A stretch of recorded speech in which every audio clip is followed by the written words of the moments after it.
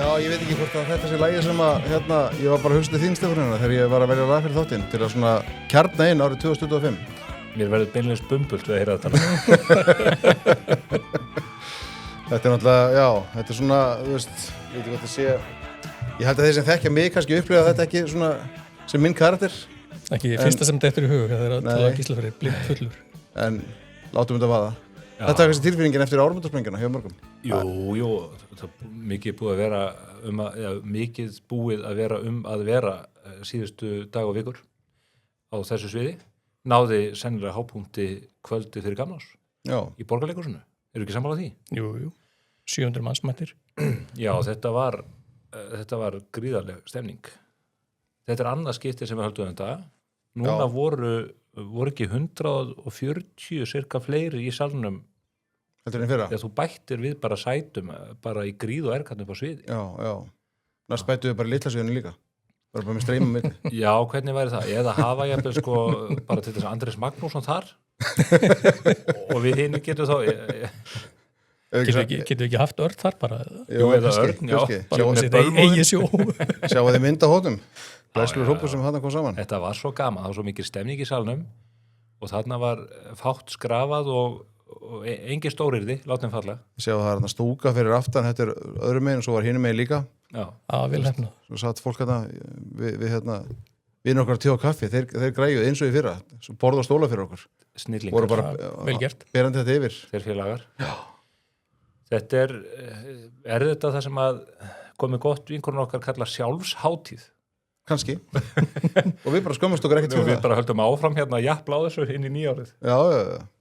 En þarna skiptir sköpum fyrir fólk að vera í þjóðmálastofunni. Það var útilokað að fá miða nema að vera í henni. Já, eiginlega, það var svolítið þannig. Það klárust náttúrulega öll sæti í forsölu. Já. 500 miður eða eitthvað? 540 sæti. Já. Það er gestir þjóðmálastofunar, þeir fengu forgangsrétt. Fólk á að strengja þess heit á nýja ári að skrási í þjóðmálastofu, þú getur borgað frá 1500 kall á mánuði. Jú.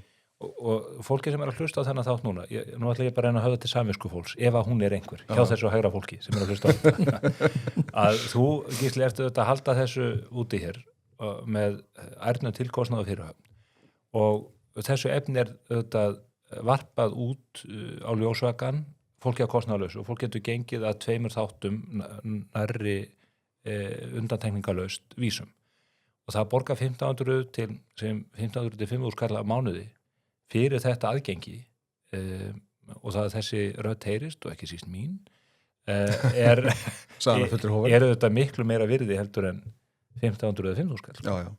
Jafnvel 7.000 kall. Já. Það er þetta. Það er 10. Það er ekki ennþá meira.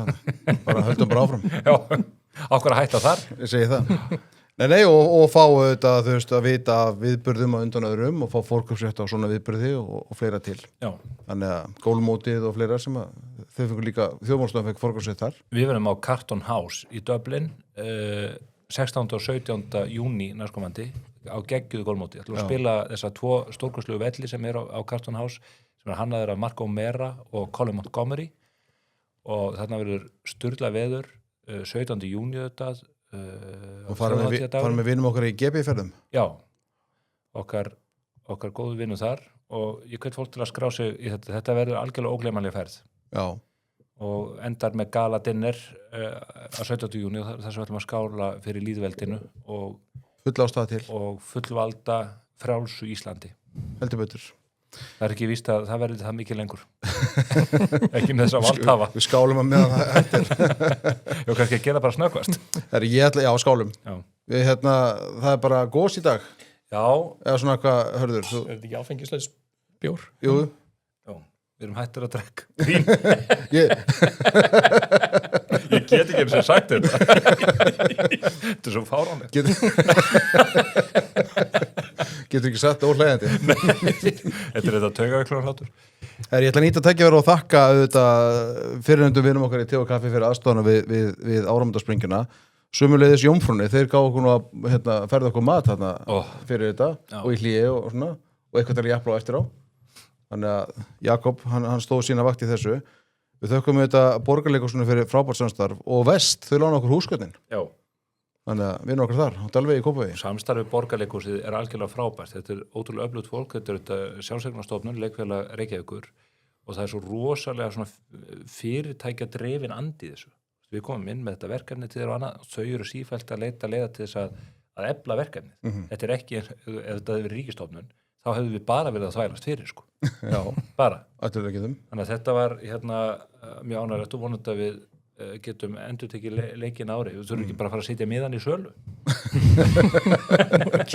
Seinna vera. Já, það og það fáum linkið það sem... Þú ert að gleyma einum öðrum góðum manni sem hefur nú reynst okkur vel og ekki síst núna yfir hátíðarnar og átt gott samstarfið, Jón Örn í Kjötkompani. Já, það var bara, hann var næstur að lista hér. Það drífðu þig? Já, ég bara hringdi henni morgun og hann held ég alltaf, var að segja maður þáttur og hann var alltaf sveittur einhvers þar að ganga frá eftir áramóta, bara brjála að gera í aðdragandi áramóta. En ég var ekki að biðja ég ákvað bara að hvíla þess, við ætlum ekki að vera mat hér í dag og ég hringdi bara til að segja takk fyrir áramótin. Við erum bara svo sattir eftir áramótin. Já. Ég hef verið með Wellington-steikina frá honum á áramótum árum saman og ég fór þarna gamlás og þau voru bara þarna, fjölskyldan og samstarfsfólk þeirra að moka út þessum frábæra steikum í tonnatali. Þetta er svo vinsælt og það er komin hérna upp á skjáin mynd af Wellington-steikinni sem ég eldaði. Mér langar til að segja ykkur litla sög af henni. Jón Örn kendi mér að elda Wellington-steik með áður óþekktir aðferð. Ok, hvað með það? Máttu delinni? Já, ég held það og hún er stórkostleg. Þú setur ofnin á 200, þú ert auðvitað með steikina svona helst við stofuhita, búin að láta hana standa yfir daginn, skellir própinum eða kjarnhitamælinum í og lætur steikina, þú vilt að nauti nái svona 52 til 4 gráðum til að vera með svona medium rare, kannski aðeins nær medium og í stað þess að keyra hann upp í 52 gráður og láta hann hvíla, þá keyra hann upp í 46 gráður, tekur hann út úr ofninum, klæðir hann í álpappír en þannig að hún andi samt aðeins og lætur hann að hvíla í 40 mínútur. Já. Og fyrirfram hefði ég haldið að maður verið þá bara að fara að bera fram kaldan mat. Heyrðu, sjáu þið bara þessa mynd og sjáu þið svo hvað ég er vel haldinn. Ég átti þetta allt. Ég þarf ekki að borða fyrir á 13. Krakkarnir fengur bara seriós. Ég var einn áramótin. Nei, þetta er ótrúlega sniðug aðferð og eins og þið sjáu, þá er þetta fullkomlega elduð. Já, lítur rosalega fyrir út. Maður bara songur að horfa á þetta. Já, Hasselback og maður bara kaupir bara allt hjá hann, sósan og það þurfti ekkert að tvíka hana til. Ég fór upp á Höfða og villisveppasósu. Já. Ég fór upp á Höfða og sótti mína, brjála að gera. Líka? Já. Þetta er ég hafði með svona fyrir áramóti líka. Hvað varst þú með áramótin, Hörður? Ég var í mat hjá tengdapóldur mínum, það var kalkút, en ég var með Wellington á aðfangudagskvöldi. Keypti í Lundina í Kjötkompani of course. Já. En smíðaði nú þetta svona sjálfur. Þú selið þú það? Já, ég bjóði þetta bara til. Já, ok. Vel gert. Stundum aðeins með þetta hana yfir daginn. Já. Það er gott. Ég get gert það, geta flesti gert það held ég. Við sendum bara Jón Erni og Kjötkompani góða kveður er nýtt ár. Já. Það er frábært að. Svo drakk ég með þessu Santenay frá Olivier Leflève sem að Styrmi Bjarki og Jóhanna hjá Kampansfélaginu að flytja inn. Dýrlegt vín. Jesús minn. Þú varst ekki með 6 lítar flösku á áramótasprengjunni? Ég má það ekki. Jú, ég greip með mér 6 lítra flösku mér finnst svo gaman að opna stórar flöskur. Það er bara einhvern veginn og það hæfði tilefninu. Hún kláraðist nú þarna og ég fikk nú ljósmynd daginn eftir að maður sem að rændi flöskunni. Já. Hún endaði upp á Skaga. Já, eru þjófótt í Skagamenni. Við erum ekki, Hörður eftir að þekka það. Við munum eftir Jóni Hreggviðssyni, hann var af Akranessi, þetta er allt þjófar. Jónas Kári hjá Öskju. Þetta sjáum við flöskuna, sjáum hann að skjánum hérna. Hann átti svona flösku fyrir, ég held hann sé að safna svona stórum flöskum. Þannig að passið ykkur, ef þið er með Jónasi Kára í partíi og er með stóra flöskur, að hafa augun á þessum gripum. Passið bara flöskuna. Hann er fingralangur. Sko Styrmi sagði með það að Ísland selur meira af 6 lítra og stærri flöskumöndur en nákvæmlega þjóðatur okkar. Já. Við innleiddum þetta bara á sín tíma. Ég veit ekki hvað ég er búin að flytja inn mikið af 6, 9, 12, 15 lítra flöskum og svo hefur við flutt inn eina 18 lítra. Það er kannski frá Filipona kannski að seljast heiminn 3, 4 svolítið á ári. Þannig að þetta er bara svo gaman. Já, og hér líkur eldunar hluta matreiðslu hluta þjóðmála. Hvað segir þú, Nanna Rögnvaldardóttir? Sko, mér fannst ekki að hafa þetta svona regluð horn í Mér fannst Nanna Rögnvaldar ekki smekkleg kona, en svo virðist hún hafa farið á Ósambík og hún bara orðin eins og færist skerpikjöt. Hver vill borða mat frá svona konu? Myndu þið kaupa matreiðslubækur frá henni? Ég var ekki að hugsa þannig. Nei. En þú veist, ég bara missi matreiðsluna til þessu. ekki velt fyrir þessu vinkli ætlar að vera með þú fórst bara þangað. Ég hef verið að velta þessu fyrir mér. Bremsuna bíluðum áramótin. Eftir að fara að auglýsa klett núna. Stefán verið að fá því betri dekk. Það ætlar að vera með þessi pratasorgluru í þettunum með það. Já. Erum menn eitthvað ríkðar eftir síðustu daga? Já, ég var lengi að í gærkvöldi, sko. Já. Fór á Tides Okay. á Edition, frábær matur, svakalega góður og bara útlendingar, það voru bara Kínverjar og Bandaríkjamenn og ég. Þú naustinn þar, það sem enginn þekkti þig. Já, loksins sem að kosti þá aðstöðu. Áttu ekki góð áramót, hörður? Jú, aðeinsleg þetta er nú alltaf svona skemmtilegasti dagur ásins eila. Ég er að bíða eftir þinni 10 mínútna ræðum hvað eldaður og hvað drakst og hvað gerir í kæru. Ég ætla að hlífa hlustendum við því. Hver er þinn uppáhalds matreiðslubókahund? Allar ekki lengur Nanna Rögnvaldar. Allar sé ekki Jófell. Já. Óskar Finnsson, hann gaf út geggjaða grillbók núna fyrir jólin, steikarbók. Já. Talandi góða menn. Mikið að góða veitingu sem Íslandi. Það er gott að nota þeirra. En áramótaðir, strákar? Þið þurfum nú báður að grennast. Er eitthvað fleira sem þið ætla að taka? Það má það ekki bara hringi Egil og fá prógram og... Ég held að þetta að gera það. Og bara mæti ræktina. Takk fyrir að bara svona kasta þessu fram bara svona hérna. Nei, þetta er komið í myndgísli, við getum ekki farið þetta lengur. Þetta er bara orðið eins og Kiljan. En hérna...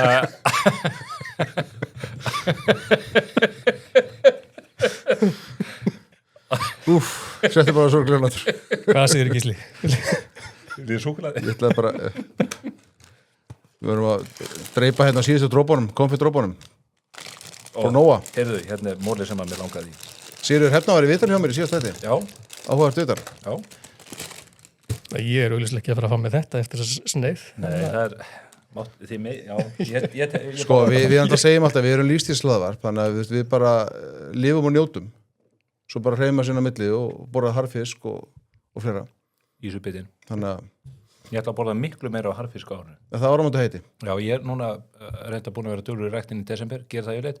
Nú ætla ég að halda dampi, ætla að fara beint tíðan úr þessum það heiti í ræktina. Ok, vel gert. Og það var gott að hafa ísubita til að hlaða próteinum á eftir æfingarnar. Heldur betur. Ég var að fara aðeins yfir, svona stuttlega yfir síðast ár. Svona stikla á stóru, fara kannski yfir nokkra punkta sem við fórum yfir á áramótasprengjunni og hérna svona ef við byrja pólitíkinni. Við fórum nú mikið á Kringlukrána í desember til að undirbúa okkur og hittast þar og líka bara spjallaði fólk og fá punta og margir að ræða pólitíkina þar. Fórum þetta líka á te og kaffi, þetta voru margir undirbúrsfundir. Já. Fólk heldur að þetta gerist það sjálf sér. Já, það er ekki alveg þannig. Pólitíkin á liðnáru þetta mjög áhugaverð. Fyrsta heila starfsár Kristrúnar Frostadóttur og mér finnst hún að mörgu leyti vera maður ársins fyrir að hafa náð að halda þessu sjói gangandi. Það er, ég veit ekki eiginlega hvað hægt er að líka þessu við, sko. Þetta er bara eins og að stýra symfóníuhljómsveit þar sem annað hver maður er blindur og heyrnarlaus. Því að þetta er þessi ríkisstjórn í tætlum, verandi með Ingu Sæland núna í 3 ráðherrastólum og reyndar, það má segja að það er veikleikar í mörgum öðrum ráðuneytum, en það bara einhvern veginn fellur algjörlega í skuggan af ruglinu á vettvangi Flokks fólksins. Þannig að já, afrek að ná að halda þessu saman, en það er að verða eins og við sjáum öllum opinberum tölum og reyndar ýmsum svona vísbendingum líka sem að Hörður kannski getur farið betur yfir að verða þjóðinu mjög kostnaðsamt. Þetta ríkisstjórnarsamstarf er að verða með dýrkeypt. Það er nokkur hlutir svona sem að standu upp orðið eða voru ábyrgðir síðasta ári, en að Bjarni Pétursson byrja nú árið á því að tilkynna það að hann ætla að hætta, tilkynna það á 13. í fyrra. Hann ætla að hætta sem formaður Sjálfstæðisflokksins sem hann gerði síðan í mánaðamótin februar-mars. Einar Þorsteinsson sprengdi meirihlutann í borginni í febrúar, Ásthildur Lóa sagði af sér í mars, búin að ráðherra í 3-4 mánuði. Það sagði af sér áður en að fréttin hann var flutt, sko. Þær fóru algjör á taugum augljóslega. Já, það er að fara að lita hann segja af sér. Síðan auðvitað komið þessu umræðum veiðigjöldin sem hertog alltaf umræðu á Alþingi, við sáum hagræðingartillögu sem að mikið neittur inni, það er svona eina mörgum flugveldasýningu á ríkisstjórnar á þessu ári. Svo ég nefni eitthvað þar, það var þetta mikil áhersla á lögð á ESB. Já, á ég að segja að hálfu ríkisstjórnar eða hálfu viðreisnar, ég áttum mikið á því. Viðreisnar myndi ég segja. Maður heyrir ekki nema bara óbreytta þingmenn í samfélkingunni, þá er að vísa til Dagsby ekki svona. Sem hefur engin áhrif í samfélkingunni? Nei, þess að kalla henni óbreytta þingmann, sko. Hann sem er svona eini maðurinn í flokknum, sem er með eitthvað status sem talar þau mál, þannig að þetta er bara viðreisn nummer 1, 2 og 3 sem er að keyra málið og munuglega bara gefa í á 9 ári. Og er mjög margt sem gefur kynna að þetta sé mjög viðkvæmt mál og sést á sko tímasetningum eins og þegar tilkynnt var heimsókn Ursulu von der Leyen og þessi mála, þetta er alltaf gert einhvern veginn þegar þau halda að það sé einhvers konar svikalogn, leið og þingið fer heim, þá er tilkynnt heimsókn von der Leyen, þannig að hún kom bara í mitt sumar. Já, og þetta kemur einhvern veginn, þú veist, svona heimsóknir menn reyna að tilkynna þetta með eins miklum og góðan fyrirvara hægt er og allt þetta, þannig að ég held að þetta sé bara þungur róður innanhús. Mér minnir að bara til að setja til sammingi sko að þingi hafi klárast 14. júlí og hún kom enga til hans 17. júlí. Já, einmitt, það er ótrúlega skafan fyrirveri. Hörðu, þú varst nú reynda líka að rýna í stefnur, áramóta á Kristrúnar Frostadóttur, forsætisráðherra. Já, það er eftirtektarvert. Má ég henda einu upp við það bara fyrir þetta, það var fyrirsögn mjög fyndin í sumar, það sem að, og þú nefnir þessa heimsókn Ursulu von der Leyen, það sem kom til landsins, og það helsta sem hún hafði að segja var það að hún dásamaði útsinnið á Reykjavíkurflugvelli. Ég var bara að gleyma þessu. Við erum okkar í búlist, þeir eru búin að draga þetta upp hérna fyrir okkur. Hvað gengur fólki til?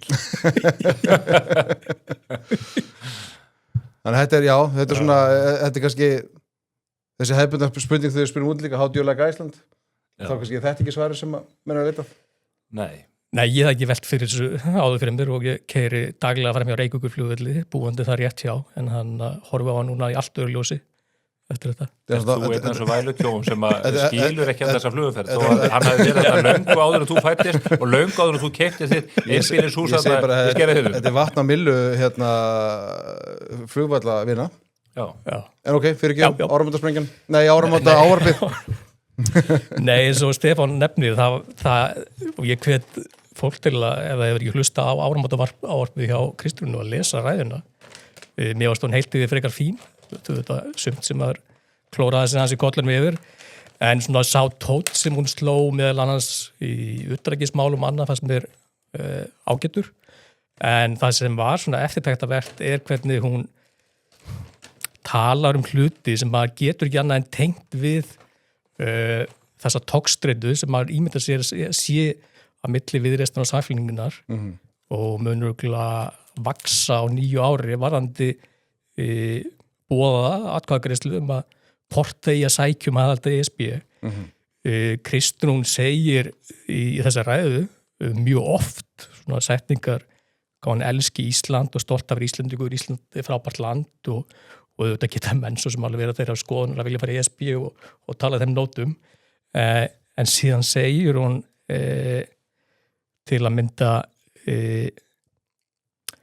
hún segir umfram allt höldum traustataki í sjálfstæði okkar og fullveldi og segir höfnum svartagalsrausi að íslenska leiðin sé ekki lengur fær og hér þurfa að kúvenda högum okkar og háttum ekkert fjær sannri gætum að því sem gerir Ísland að frábæra landi. Hvernig á maður að skilja svona setningar komandi frá henni núna þegar erum að koma inn á nýtt ár og það er vitað, það er auðvitað mjög ólík afstaða milli flokkar að þryggja hvað var þetta risastóra mál sem þau einhvern veginn, neyddust til að setja inn í stjórnarsáttmála með rúmlega ári síðan til að friða viðreist. Er þetta ekki eitthvað sem bara þjóðin vill heyra? Ég vil heyra þetta og og maður líka tekur eftir því að það virðast jafnvel vera það raddir þá hjá þeim sem eru mjög ólmir í að fara í þessa vegferð að aðlagast ESB. Langar að nefna 2 einstaklingar söguna þar, annars ég var nú með í þætti núna áramótin á Rás 1 sem var að gera upp árin á innlendu vettvangi og þar var Helga Helgadóttir fyrirhundi þingmaður Samfylkingarinnar og situr hún í stjórn Evrópuhreyfingarinnar og ég hjó eftir því að hún var þar að spá því að á 9 ári 2006 að þá yrði því haldin atkvæðagreiðsla það að hvort það ætti að sækja með allt ESB og hún vegi að það myndi gerast á haustmánuðum þessa árs. Flestir hafa verið að ímyndi sig það að ríkisstjórnin myndi ekki fara í þetta fyrir 2007.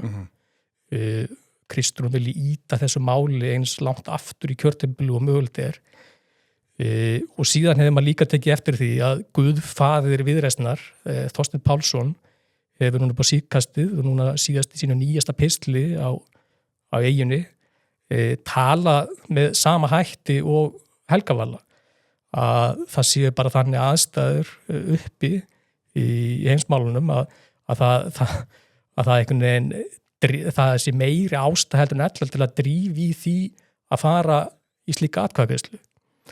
Þannig að það verður þá mjög áhugavert að sjá hvort að þetta ár muni hverfast kannski í kringum meiri átök þá innan ríkisstjórnar þetta mál sem að svona hafi hingað til gefið sér og það er svolítið eins og Kristrún hafi leyft sko þess síðast árið svolítið að líða eða sérst leyft bara ESB umræðunni og ESB áherslunni einhvern veginn að skiljanlega og það er þetta alveg feikileg mistök á Kristrúnu ef þetta er mál sem ætla að ýta framar í forgangsröðunni þá leið mér að bara lama ríkisstjórnina. Það er þetta enga líkur að þess að Stefán var að rekja varandi nýliða ár flokkur fólksins í henglum eftir þau axasköft sem hann hefði verið að gera og örugglega eftir að koma fleiri upp á 9 ári heldur að Inga Sæland og hennar flokku muni sitja þegjandi og ljóðlaus ef ESB verður komið hérna í forgrunni. Ég ekki bara búið að kaupa þau eins og Eyjólfur Ármannsson, ég meina hann var búin að lýsa yfir sem lögfræðingur að bókun 35 væri brot á stjórnarskrá og svo segir hann þegar hann kemur í meirihluta að segja, jú þetta er brot á stjórnarskrá nú er ég í meirihluta og þá þarf ég að kyngja því. Þannig að maður sem situr á þingi sem hefur svarið eið að stjórnarskráni það er hans æðsta verkefni að verja stjórnarskrá liðsins, hann skákar því ekki til hliðar svona í framhjálaup eða án þess að fólk það geftir, hann segir það beinlínis. Ég tek þetta baka, ég hefur ofmetnda fólk, það hefur enga sjálfsverðingu eða samfæringu. Ég hef bara, það fyrst, þið heyrðu eins og í kryddsíldinu hvernig Inga Sæland tala, þetta snýst allt kerfið, þetta snýst allt bætur og þetta snýst allt okkar fólk, okkar fólk, við erum búin að gera þetta fyrir okkar fólk og okkar fólk og okkar fólk. Og ég var að hlusta á þetta með góðri mannesku og glöggri og hún sagði, en hvað með okkur hins sem þurfum að borga þetta allt? Það er enginn við borgað að tala okkar máli hér. Þessi 95%. Já, bara sem að, þetta er alveg svakalegt. Ég dálítið hræddur það að þessi tótt sem að Kristrún slær þarna í áramótaárpinu og Hörður bendir réttilega á sé meira hluti af svona þessar umbúðapólitík sem að þau stunda mikið á vettvangi ríkisstjórnarinnar og nú eigi retoríkin að orðræðan að vera svo að þeir sem að standi með Íslandi, þeir sem standi með íslensku leiðinni, þeir sem standi með framtíð Íslands og þeir sem standi með raunveruleg fullveldi og frelsi Íslands sé fólki sem styðji inngöngu Evrópusambandi. Heldur að Kristrún sé að slá þann tón? Já, ég held að hún sé að halda því opnu, hún er mjög klók, hún til dæmis allt þetta svona þjóðernis babl í henni og hvernig hún hefur látið verið að nota þjóðfánan meira, þú veist, á stjórnarráðsbyggingum. Ég held hún hafi persónulega engan áhuga þessu. Ég held hún hafi aldrei lýst neinum slíkum áhuga fyrir núna. Ég held að það sé bara klókindi til þess að lama eða draga nær sér fólk sem alla jafna væri svona varbergi gagnvart henni. Ég held að það sé bara mjög kalkulerað og þetta held ég að þessi retorík sé dálítið tilraun til þess að undirbúa þjóðan sig. Sko, ef við ætlum að vera frjáls, ef við ætlum ekki að vera hérna undir játnhæl Trumps eða Bandaríkjanna, þá verðum við að tryggja okkar hagsmunni innan ESB. En þá er hún bara sömu línu á Þorgerður Katrín? Já, en hún er að fara varlegar, hún er auðvitað með 30% fylgi, hvað er Þorgerður með? 10%. Kristrún auðvitað í þeirri stöðu að þurfa að verja sterka stöðu. Hún núna álitin sterkur forsætisráðherra með 30% fylgi. Hún fékk bara 20,8% í síðustu kosningum og það mikið að ganga á til þess að hún geti varið slíka stöðu í svona samstarfi fram að næstu kosningum. Þannig að ég held að hennar verkefni núna að tipla rosa mikið á tánum og reyna einhvern veginn að tala loðið og það sé slítið í hana. Ekki dettur hún í huga að koma í spursmál, hún fer bara í einhver drottningaviðtöl og það sem hún getur... Hún nefndi sérstaklega í viðtali við RÚV, hún var ekki bara milli jól 9. þar sem hún var að tala það, að hún bara viljamætti vitur þar sem skorað á hana og hún spurði erfiðar spurninga og... Þetta bara brandari, öll þessi þetta RÚV, rusl, sko, þetta bara, þau bara að fá eitthvað handrit. Þið sjáu það þegar að Þorgerður Katrín og þetta fórum fréttamennin þetta mæna upp í þá. Það engin eftir, það eins og þau sé ekki að hlusta á svörin frá ráðamönnum, það bara verið að taka næstu spurningu á listanum og fylla í einhver tíma. Þetta svo lélegt efni að maður sko gráti næst eftir að hafa hort á þetta. Og borga útskjaldið. Silfrið hérna viku eftir viku. Jesús. Já. Nei. Viltu taka pásu eða? Jafnaði? Ég bara... Þú voru að dusta að þér hérna... Ég bara verða aðeins að fá að jafna mig. Eitthvað annað merkilegt í pólitíkinni. Við ræddum hér auðvitað gífurlega mikið veiðigjöld á síðast ári, svona samlega því sem súðum að vera í gangi. Nefnum ekki að fara mikið yfir það, en við erum að byrja að sjá afleiðingar.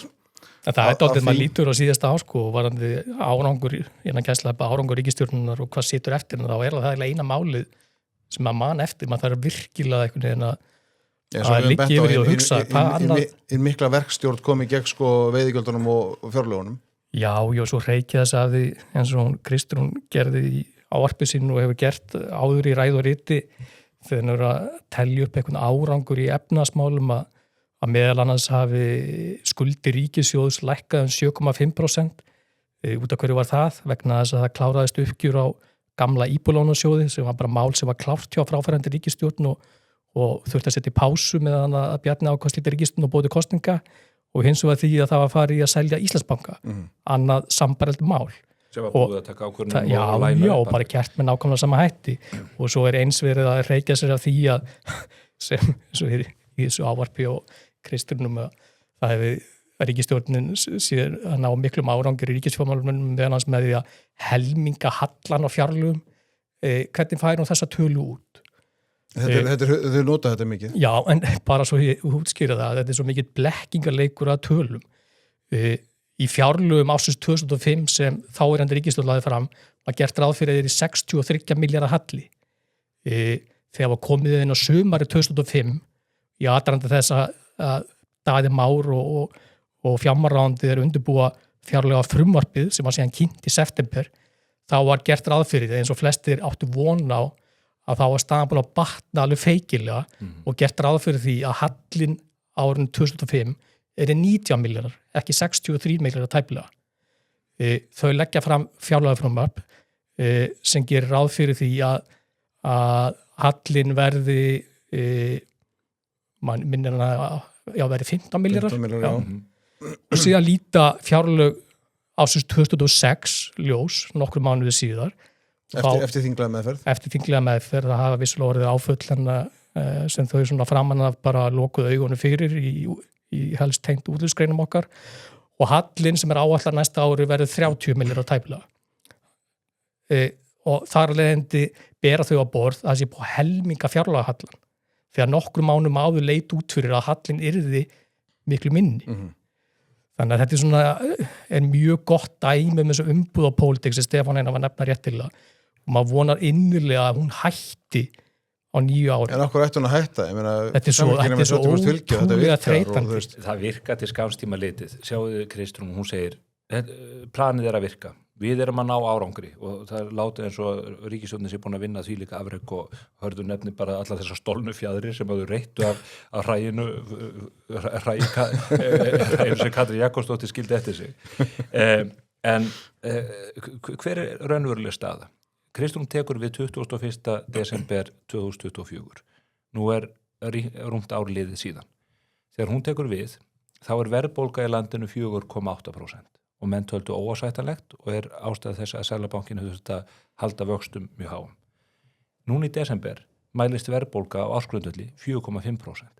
Verðbólgan hefur bara í raun ekki færst úr stað og það ekki síst vegna þess að ríkisstjórninni hefur mistekist að sannfæra markaðinn og seðlabankan og alla það að það verði haldið aftur af ríkisútgjöldum. Enda sjáum við hvað gerist, þau auka ríkisútgjöldin 9%. Þetta gríðarleg útgjaldaaukning og ekki síst út af þessu millifærslu bótakerfum, þar sem að verður að búa til kerfi, þar sem fólk hefur engan hag af því að vinna að búa til verðmæti, hefur bara hag af því að hlamma sér honni í leysibóginn og stilla á Netflix. Það fólk bara komið við kjöðkallana núna, sko. Já, bara að lifa sinn besta dag. Atvinnuleysi var 3,8% ef ég man rétt þegar Kristrún Frostadóttir tók við. Það 6,5% núna. 3,8% í 6,5%. Það þýðir það að ríflega 6 af hverjum 100 einstaklingum, vinnufærum einstaklingum á vinnumarkaði stika göturnar án atvinnu. Þetta mjög alvarlegt mál. Þetta alvarlegt teikn í ljósi þess að það ekki verið að ná verðbólgunni niður. Og þegar forsætisráðherra kemur og segir planið að virka og 6,5% vinnumarkaðins finnur ekki vinnu og hún lýsir því ekki sem áhyggjuefni eða hvernig hún ætla að tækla það og segir bara planið að virka, segðu atvinnuleysa fólkinu það. Ætla hún að banka upp á hjá þeim og spyrja hvað get ég gert fyrir þig? Já, það verður mjög fróðilegt að sjá hvernig sko, þetta verður á 9 ára því að hver næsta vaxtaákvörðun, hún í febrúar. Snemma í febrúar, 4. eða 5. febrúar. Við ætlum að koma að sína á aðeins betur en að efna þessu viðskiptamálun eftir en þetta fer hönd í hönd þetta tvend. Svo kosningar.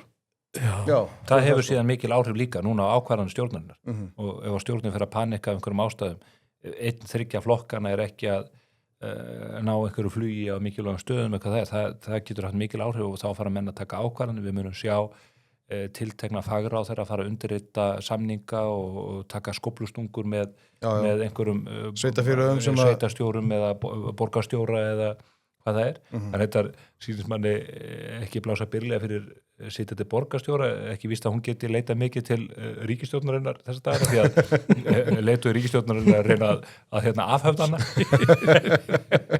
Við ætlum að koma að því líka eftir. Það ef að kíkja á, sko á áramótaspringinu birtum við nokkrar svona skjámyndir á árinu, ef að sjá stjórnmálaskýringu ásins, þar sem að Guðbrandur Einarsson, þingmaður Viðreisnar, hann kom þess að fregu setningu við þessum að hlusta, þá segir hann hér, hann sagði árinu, lýðræði virka þannig að þó að það sé vitlaus meirihluti, þá má hann búa til vitlauslög.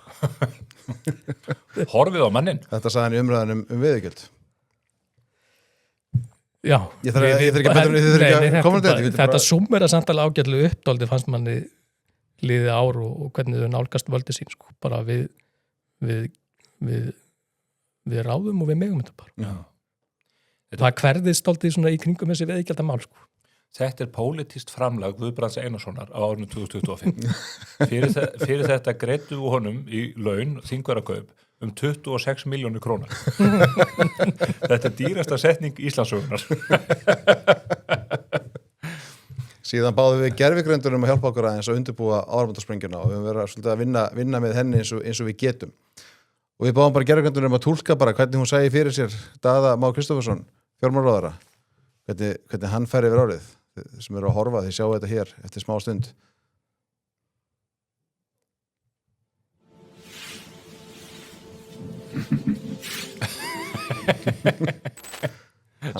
Hann sækir bara meir í vassana hjá ykkur. Seilist meir og meir í vassa þjóðarinnar og glottir við tönn eins og skarpið inn í brennunni.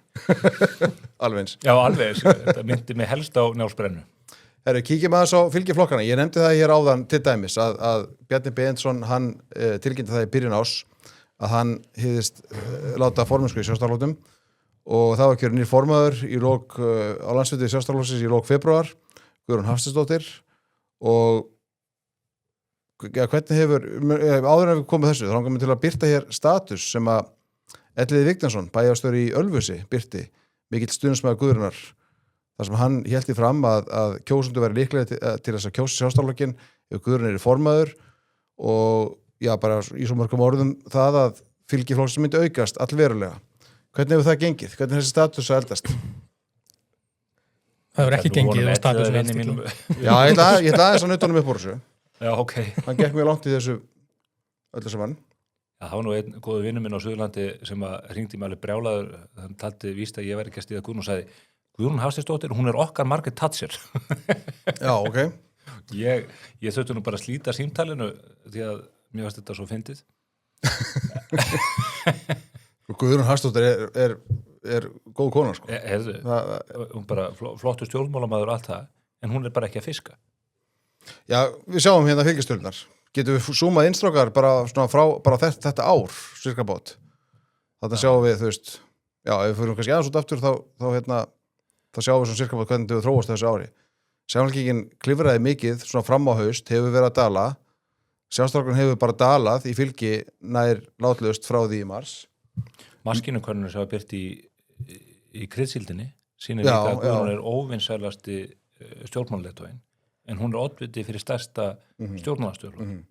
Og ég held að... En þetta var Bjarni það nú oft líka, sko. Já, en ég held þér að segja að það sé ekki hægt að klína því á þessi veiðigjaldamál, því að þar beitti Guðrún sér ekki af eins miklu harðfylgi og margir aðrir. En það bara einhvern veginn, ég var nú hlusta á viðtalveðana líka á Sprengisandi, og það vantar einhvern veginn, hún sífellt að törnast á því að flokkunum þurfa að leita í grunngildin aftur og eitthvað slíkt, og þá kemur alltaf spurningin sem bara byrjuðu týnda þeim. Hvað á flokkurinn þá að gera? Og þá fyrir í það verja einhverjar aðgerðir, einhverjar ríkisstjórnar sem að hún satti í varandi útlendingamálum og annað. En tilfinningin svo að fólk sjáu ekki framtíðarsýn Sjálfstæðisflokksins. Hvernig vill Sjálfstæðisflokkurinn í raun og veru móta landið? Að einhver leyti það svona lánleysi þingflokksins og forystunar, en svo held ég að sé líka bara klúður í markasetningu eða í því að skrifa narratífuna sem að Samfylkingin að gera svo vel í dag. Það sést best á því að þessar niðurskurðar og skattalækkunar tillögur sem að flokkurinn lagði fram í þinginu við afgreiðslu á loka metrunum við tenslu við fjárlögin ótrúlega öflugar og flottar tillögur. Lögðu til sparnaði búið 32 milljarða. Já, bara þetta hefði verið og það hefði dregið úr verðbólguþrýstingi. Það hefði haft raunverulega áhrif á fólki í landinu. En þau náðu ekki í gegn það. Og af hverju ekki? Já, var einhver beiðni það til þess að koma þessum tillögum á framfæri hér á þessum vettvangi? Nei. Það nú engin samband við mig, það náttúrulega að tala um að Sjálfstæðisflokkurinn er svo óbóðslegt aðgengi að Morgunblaðinu og hitt og þetta. Já, ef svo að þá hlýt ég að hafa glemt að borga símreikningi með, því að ég heyri ekkert frá þessu fólki, bara aldrei. Henni hefur tekist árið svakalega illa til í að ná einhverju daskrávaldi og umræðinu. Þú veist, þetta sem Stefán nefni varandi skattalækkunar til hann er gott dæmi og þyrfti fleiri slík mál sem Sjálfstæðisflokkurinn þetta búa til einhverju hugmyndir sem setta fram og tala mikið og skipulega fyrir bara allstaðar. Þannig að umræðan í samfélaginu og vettvangi stjórnmáluna fara að hverfast í kringum með einhverjar hugmyndir Sjálfstæðisflokkurinn með. Í staðan flokkurinn rosalega mikið að bregðast við einhver sem kemur frá ríkisstjórninni og það hlutverk hans sem stjórnarandstöðuflokks. En hann þarf líka, eins og Stefán nefnir, að vera með einhverja framtíðarsýn, einhverja hugmyndir fram í tíman og af hverju flokkurinn eins og Guðrún alltaf tala vilji nálgast grunngildi sín, þetta eru grunngildin í tengslum við sem mál skattalæknir, en líka maður bara koma með einhverju hugmyndir sem eru stærri en bara skattalæknir. Þú veist, það er sífellt meiri pirringur hjá almenningi varandi bara í þetta stóra bákn, stofnana, sífellt stækkandi stofnanir eins og opinbera sem allt er líkjandi og það helst samt ekki hendur við þá þjónustu sem fólk eru upplegað að fái frá þeim og svo framvegis. Akkur kemur ekki Sjálfstæðisflokkur með til að mynda hugmyndi varandi að minnka efnahagsreikning ríkisins. Þá er að vísa til eignarhluta sem ríkið á í Landsbankanum, Isavia, Rarik, Landsnet. Það sé að vera eitthvað fylgi, það komið með svona tilhugur. Ég veit, já, ég meina þú veist, það getur að fara niður 14-15%. Já, það getur gert það. Ég er bara, believe me. Starffræðir að segja okkur það sé hægt. Til að tala 15%. En ef hún sé að tala einhvern veginn að nálgast einhver grunngildi, þetta er ekki partur af því, að tala fyrir minni ríkisafskiptum og okkur getur ekki tengt slíkar hugmyndir eins og að minnka efnahagsreikning ríkisins. Í samhengi við það væri hægt að lækka, því ég nefndi hérna áðan að Kristrún sé að klappa sér á baki fyrir að lækka skuldir ríkissjóðs 7,5%. ég geti teiknað upp á servéttu plan, hvernig var þetta að selja allan eigin hluti í Landsbankunum og minni hluta í þeim fyrirtæki sem ég nefndi líka, það að segja í Landsvirkjun, mögulega þriðjungshlut rúmlega, tæplega helmingsluti í Savia, Rarik, Íslandsposti sem engin ástæð fyrir að ríkið eigi að fullu öll þessi fyrirtæki og það væri hæglega hægt að fá 80.000 milljarða til ríkisins sem væri þá að minnka skuldir ríkissjóðs 50% stig. Og þetta útskýra það sína líka leið fyrir fólki að þetta myndi valda því ekki bara að ríkissjóði væri að spara sér 10 milljarða á ári í minni vaxtakostnað, heldur líka myndi það hafa þau áhrif að það myndi lækka vaxtabyrði heimila og fyrirtækja vegna þess að ríkissjóður er skuldléttari þá er hann minna fjárfrekur í því að sækja sér fjármagna mörkuðum og það aftur veldi því að markasvextir, að því að ríki setur viðmiðið á lægstu vexti á markaði, að það myndi hjálpa til við að létta fjármagnskostnað allra. Þetta er bara, þú veist, ein hugmyndin út í tómið fyrir sjálfstæðisflokkinn til að koma með. Ég held að þessar hugmyndir séu á teikniborðum, það eru öflugir mennin í atvinnuveganefndinni eins og Heiðar Guðjónsson og fleiri góðir, en þetta þarf að ná í gegn. En það er líka svo skrítið að sjá hvað sjálfstæðisflokkurinn er veiklaður miðað við sóknarfærin. Eitt sem ég rakst á til dæmis hérna frá vinn okkar Ragnari M. Gunnarsinni sem var að benda á það á X að, og þetta er svona dæmið það hvað flokkurinn geti tekið í þessum efnaðasmálum og hvað fjölskyldunum í landinu. Að Seðlabankinn hann spáir reglulega fyrir verðbólgum og í spá frá 20. nóvember 2024 gerir hann ráð fyrir þróun verðbólgu fram í tíman og svo það sem hann gerir að Ragnar er að skoða það út frá spá sem að síðan kemur 19.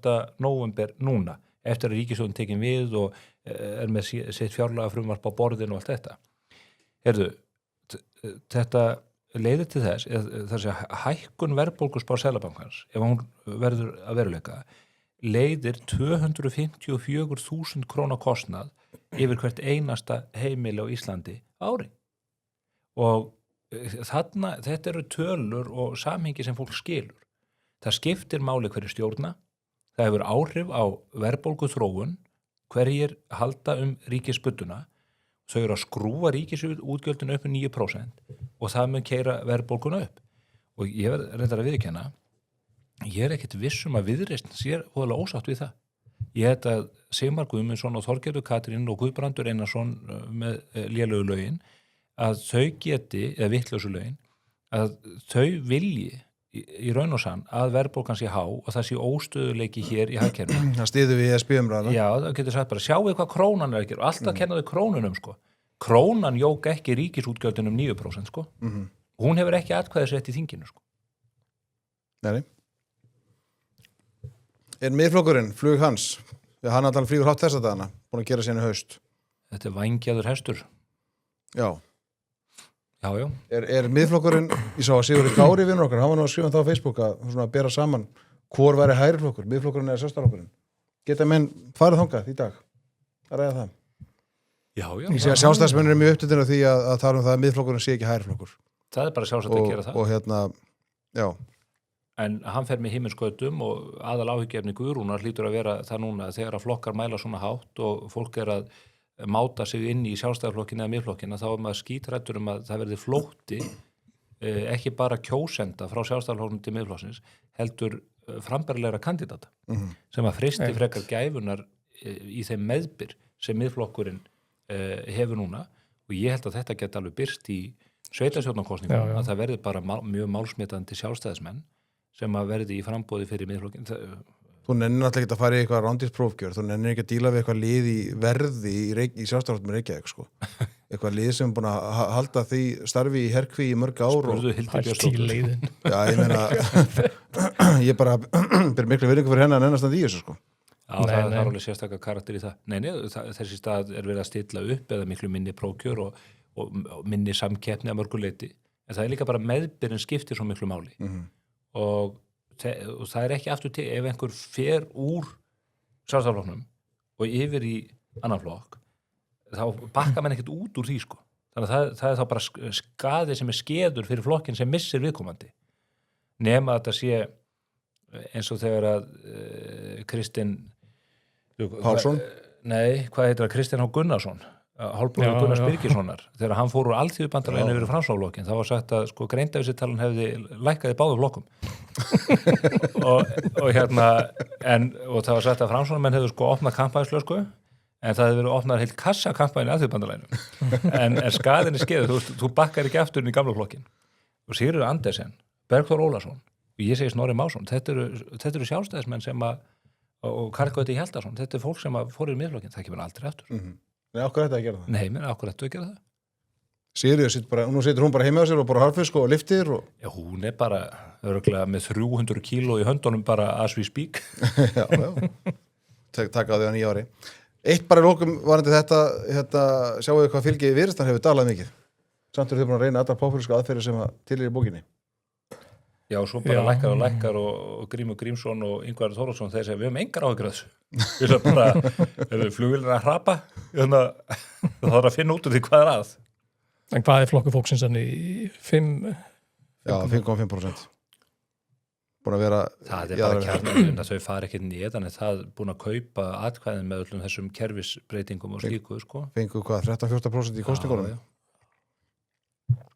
Hversu góður Sóli Hólm í gerfi Ingu Sæland? Frábær. Þetta bara óborganlegt. Ég get bara hort á þetta endalaust. Þetta atriði þar sem hann þau eru að gera grína þetta bannað að hlæja í áramótaskvöldinu og Kristrún og Þorgerður Katrín svona sussa á hana og svona útskýra fyrir, við erum búin að útskýra fyrir þér, við sögðum þeir reglandar í bílnum. Þetta ekki bara ágætis myndar umhverfum? Jú, þetta svo. Inga mín, það búið að segja þetta. En það sagði hún í bókum 35 og fleiri mánu sagði bara, ég var alveg á móti þessu og annað, svo í stjórnarmynduna verðan þá fengum við sérfræðingar til okkur þegar útskýrðu þetta og ég bara algjörlega öndverið skoðun. Þú bara haldað þingin hérna í herkví í 8 ár á okkur skoðun og þurfti bara kortes kaffifundir að leiðrétta alla dellur. Fleiri svona fundir takk.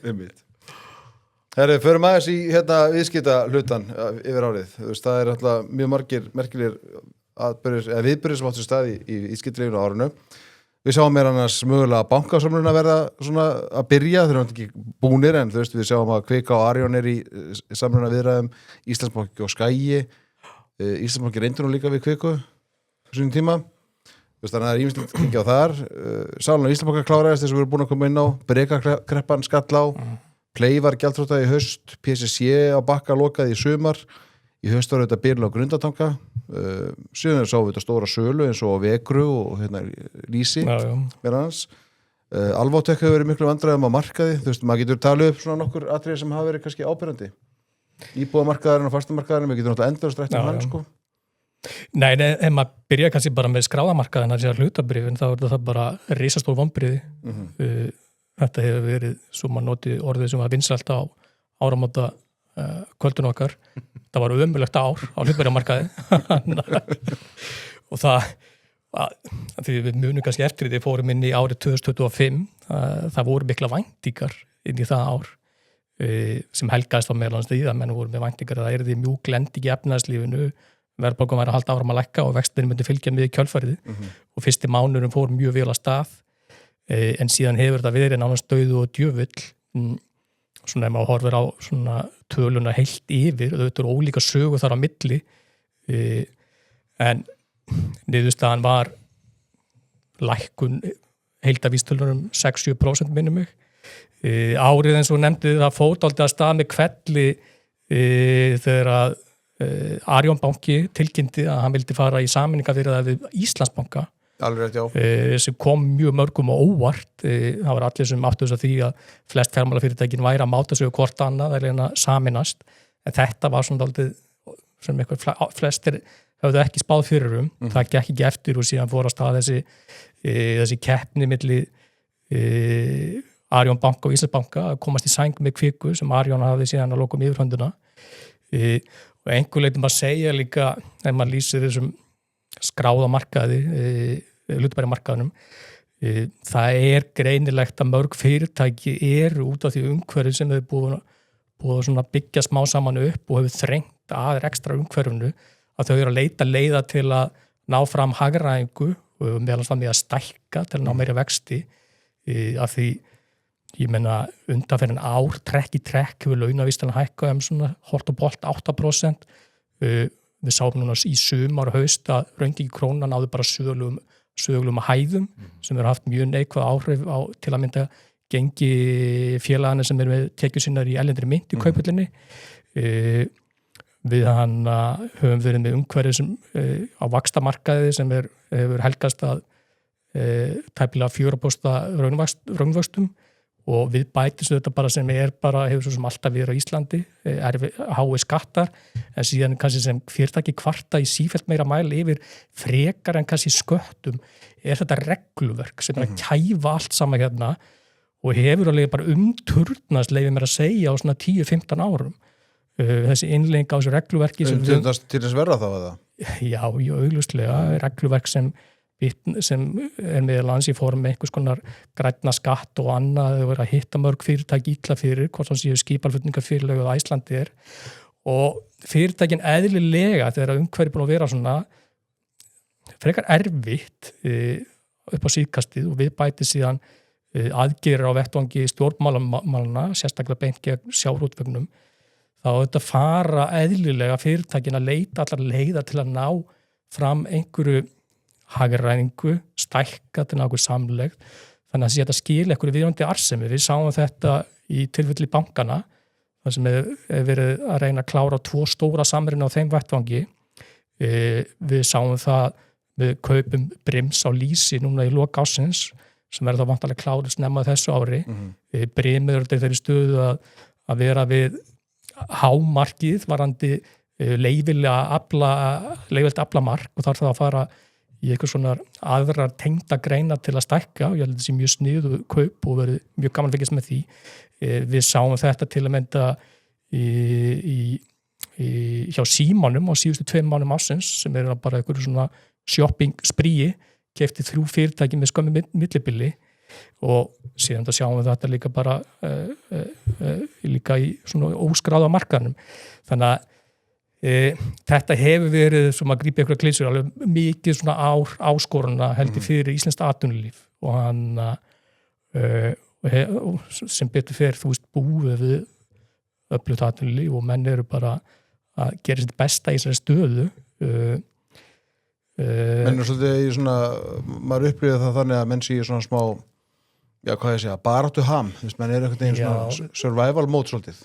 Ég menna þú veist, til að mynda bara við sjáum bara nýjustu kannanir sem til að mynda samt eitthvað aðriðs að gera bara væntingum stjórnenda fyrirtækja og þær eru bara í kjallaranum, þú veist, þær hafa eiginlega ekki mælst í að lágar mjög lengi og það helgast að þessari mynd sem ég teiknaði upp, það er bara eins og sakir standa, frekar erfitt ytra umhverju sem blasir við íslensku efnahagslífi og því miður stjórnvöld dálítið með að stinga hausnum í sandinn og ekki gera sitt sem þau gætu til að laga það ástand. En ég menna, við komust, það er alveg óþörf að hann teiknandi upp sem einhverja dómstagsmynd hérna. Það bara að gefa bátina aðeins og maður myndi vilja bara svona stjórnvöld myndi aðeins tala hlutina eins og þeir eru í raun og veru í staðin fyrir þessu umbúða pólitík sko. Og það fjallu þetta play-flugfélag, það var eiginlega merkild, ég veit ekki hvernig sé samanlega með að líta tilbaka umræðan í kringum fall þess flugfélags kláraðast á svona 1 viku og það var síðan það var eiginlega merkild hvað þetta eiginlega fekk litla athygli. Það kláraðast fljótt en ég held að það sé að hluta til afleiðinga því að menn er ekki með fókusun á réttum stað. Stjórnvöld hafa tókuna rísa sláta veiðigjöldunum sem að munur leiða til minni tekna fyrir ríkissjóð heldur en fyrir. Satt var markmið einhvern veginn að þjóðin ætti að fá meira fyrir auðlindina. Já, þau trúa fínallega ennþá, það verður þannig. Já, það verður ekki þannig. Og það er bara komið ljós, bara minni fjárfesting og annað. Þetta líkur bara, þetta blasir við. En þannig að fókusin dálítið skakkur og eins og þetta með fallplay, það er miklu alvarlegri svona merkjasending fyrir okkur heldur en við áttum okkur á. Við sjáum það bara á stöðu Icelandair sem að næri ekki að hífa sig upp í kaupullinni. Reksturinn mjög þungur. Það bara ekki sem bendið til þess að þetta fyrirtæki fara að verða arðbært á komandi árum. Samkeppnin hrikalega mikil. Icelandair pínu lítið félag og bundið í báða skó varandi kjarasamninga sem að það er ekki að halda því fram að þessu ósangjarnir gagnvart fólkinu sem starfa í félaginu, en þeir eru ósangjarnir gagnvart Iceland sem þarf að keppa við önnur flugfélög sem að geta borgað starfsfólki bara brot. Þetta bara alþjóðlegu bransi, þetta ekki lokal starfsemi. Og segðu það við Pál Gunnar. Já, ferðaþjónustan í miklum herpingi. Ég að heyra það út allt að það bara 20% dropp á mörgum sviðum og mér sýnist þetta bara að það sé mjög alvarlegt ástand að teiknast upp á Keflavíkurflugvelli, varðandi reksturinn á því gríðarlega stóra fyrirtæki sem að í fangin á Íslenska ríkinu, farþegum sem fara völlina að fækka á milli ára, á saman tíma fjárfestingin gríðarleg og það mjög margt sem bendir til þess að þetta sé bara stjórnlaust. Ég eiginlega alveg hættur að lenda á Keflavík öðru sem að vera sendur með einhverju rútu utan á miðum velli og þú veist, ranarnir standa samt sem áður ónotaðir á tómir. Þetta virðist vera bara einhvern veginn orðið einhver skrýmsli sem engin ræður við. Þannig að þetta svona fókus sem þetta ættu stjórnvöld að hafa mikinn fókus á þessu, samkeppnishæfni Íslands, möguleikunum á að draga hingað fólk til að búa til verðmæti og skapa störf.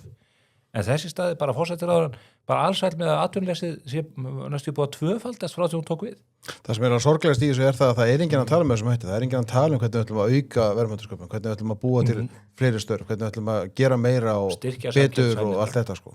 Öll ríkin í kringum okkur að keppast að þessu, vegna þau eins og við og öll bara lönd henni vesturguljarðar meðan þess að glíma við aukna óvissu í alþjóðamálum. Hækkandi aldur. Já. Það enginn að peppa atvinnulífið, bara þau sem myndi þóra sko. Nei, alveg laus við það sko, þvert á móti. Stefán maður hefur áhyggjur á ferðaþjónustunni þessu ári, það gekk vel á þessu ári heilt yfir, betur heldur maður óttaðist í byrjun síðasta árs. En það eru bara hættumerki allstað sem maður heyri, varandi samdrátt sem í bókunum og hótelum og annað. Meðalans ég komum bandaríska ferðamanna, gleym ekki því að raungengi krónunar eru þetta sérstaklega hátt gagnvart Bandaríkjadal. Það gríðarlega dýrt fyrir meðal manni Bandaríkjum að koma hingað okkur fyrir engi frekar til Noregs sem hann þá að gera í meira mæli. Það sem hann getur sér norðurljós og jökla og fara í siglingar og norðmenn. Og norðmenn þetta. Það virða þessi fyrirbæri fyrir sér. Og síðan eru þetta með hann að maður teiknar upp þess að þrjára fjórum grunnstuðum í að skaffa gjaldri hérna, þá það líka sem til viðbútar. Þetta erfið staða í stóriðunni, hvort sem sé PCC eða Norðurál eða Elkem, og svo í þriðalagi þetta sjávarútvegurinn, sem ljóst að næsta ára það mun búa til minni tekjur, það eru vantarlega lakari aðkoma heilt yfir hjá þessum helstu stóru sjávarútvegsfyrirtækjum. Þetta bitnar þetta á hagkjörunni í heilsinni og bara þeim verðmætisverði skiptana. Og þegar það svona verið að gefa eftir í flestum helstu útflutningsgreinunum okkar, þá mun það bitna á því að mun valda því að verður líklega mjög lítill hagvöxtur næsta ári, atvinnuleysi sem samt búið að aukast mjög skart hérna síðustu mánuði eins og Stefán nefndi áðan, þá hætt við því að það verður meira á komandi mánuðum og þá leið að það svona ólíklegt að það verði einhver áframhaldandi kaupmáttar aukning fyrir fólk hérna. Og við sjáum það þá að vonast eftir í ein aflegging af þessari aðlögun sem verður í hagkjörnu verður þá svo að þessar gífurlegu launahækkar sem hafa verið undanfarin ár langt umfram sem jafnvel samið í kjarasamningum vegna þess að það eru svo mikið spenna hérna í þjóðarbúinu, þá það núna þessi stað að snúast mjög hratt við, það orðin framsins slaki í hagkjörnu og þá þetta væri ótrúlegt ef það verður ekki annað en að launaskriði fari eitthvað niður. Ég hef bara að það gerist ekki en að Vilhjálmur Birgisson, ég auglýsi eins og Andrés Magnússon eftir forseta Alþýðusambandsins, það er 6,5% atvinnuleysi, verðbólga hérna að rjúka upp, það allt í klessu, brekakreppan og annað og Finnbjörn Hermannsson, hann bara á einhverju lokaðri deild, er búið að þakka niður í honum. Er hann enn á meðalvor? Er það ekki bara sama á eins og með borgarstjóna, veit ekki hver hann er? Býtu, ef það væri hægri stjórn í landinu, Alþýðusambandi væri hérna bara ályktandi á nóttunni stöðu mála.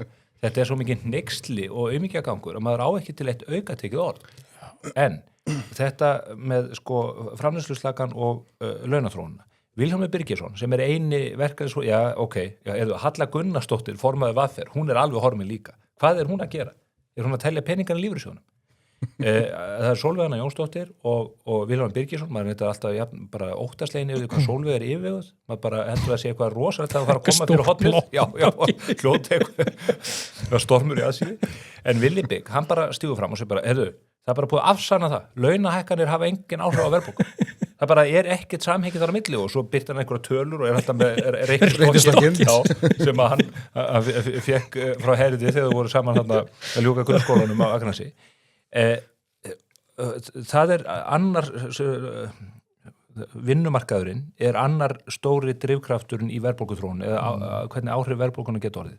Hinn aðilinn er ríkisstjórnin með ríkisfjármálin á sínum herðum og þau kannski afneita ekki áhrifum ríkisfjármáluna á verðbólguna en þau segja bara, þetta er allt inn að marka 9% útgjaldaaukning á milli ára hjá okkur mun ekki hafa neikvæð áhrif á verðbólguþróun.